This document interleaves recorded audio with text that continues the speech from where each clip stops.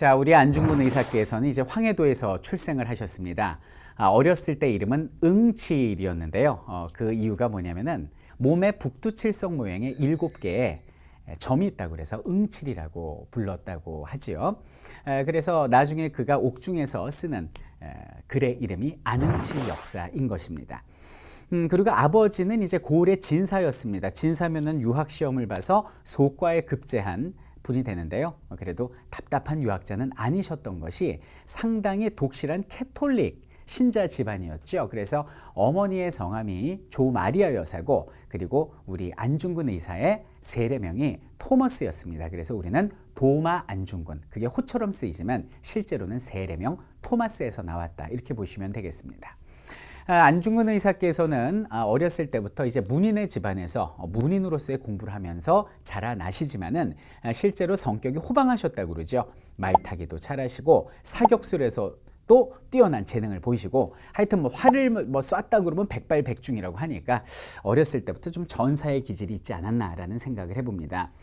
자, 그러다가 이제 실력 양성을 위해서 애국계몽운동단체 어떤 학회 활동에 집중을 하시다가 아까 말씀드린 국권피탈 과정을 보시면서 야, 이러다 나라가 망해가겠구나, 실력 양성 운동을 하기에는 시간이 없다라는 생각을 하시면서 1907년부터 의병 활동으로 어떤 방향을 돌리시게 됩니다. 당시 의병 참모 중장이라는 직함을 가지고 의병의 장군으로서 국내 진공작전을 펼치십니다.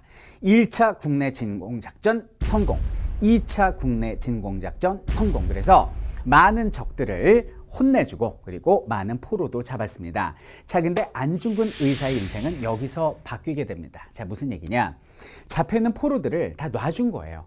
옆에 있던 부하들이 말립니다. 이놈들 놔주면 안 됩니다. 죽여야 됩니다. 처단해야 됩니다. 라고 얘기를 하는데, 만국 공법에 따라서 어찌 붙잡혀 있는 포로들도 인권이 있는데 그들을 처단할 수가 있느냐? 그것은 신자로서의 도리가 아니다, 그러면서 포로를 인도적 차원에서 다 놔준 거죠.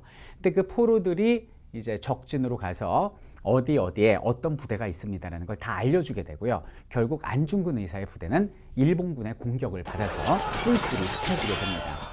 자, 이제 누가 더 안중근 의사를 따르겠습니까? 누가 안중근 의사한테 어떤 경제적인 후원을 하겠습니까? 사실상 안중근 의사의 의병으로서의 활동은 여기서 끝났다라고 보시면 되는 겁니다. 근데 이 사건 때문에 어떤 안중근 의사와 관련된 역사가 바뀌게 된 거죠. 안중근 의사는 11명의 동지와 함께 단지 동맹을 하십니다. 그래서 왼손가락에 무명지를 자르시죠.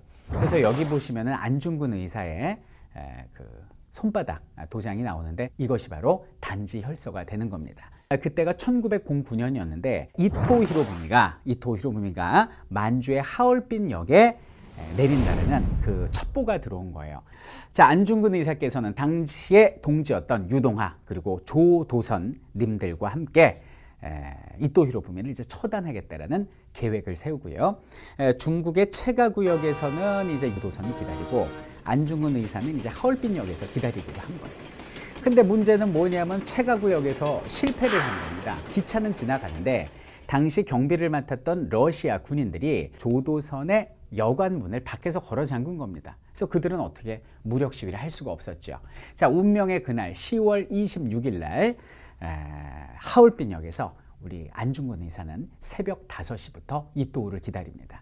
손에는 이토우를 상징하는 흑백 사진 한 장하고 그리고 브라우닝 권총이 들려져 있었죠.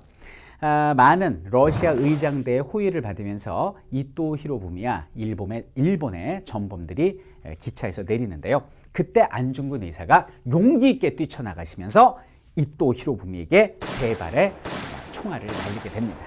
이토우는 그 자리에서 쓰러지게 되고요. 옆에 있던 수행원들을 쐈는데, 그 이유는 뭐냐면 사진만 가지고는 실제 인물하고 차이가 있을 수 있지 않습니까? 사진만 봐선 잘 모르니까 비슷하게 생긴 영감들을 같이 거기서 쏴버린 거죠. 그런데 뭐 무고한 사람을 해친 건 아니고요. 그때 총 맞은 사람들이 다 이토우와 함께 우리 조선 침략의 원흉이었던 전범들이었습니다. 그러니까 나쁜 사람들 결국 벌 받는다, 이런 얘기죠.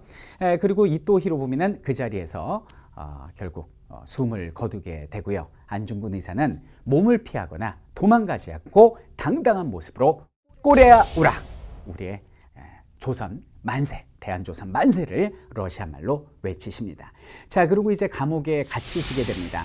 안중근 의사가 의거를 하신 것이 1909년이었고 그리고 실제 형장의 이슬로 사라지신 것이 1910년 3월 달이었으니까요.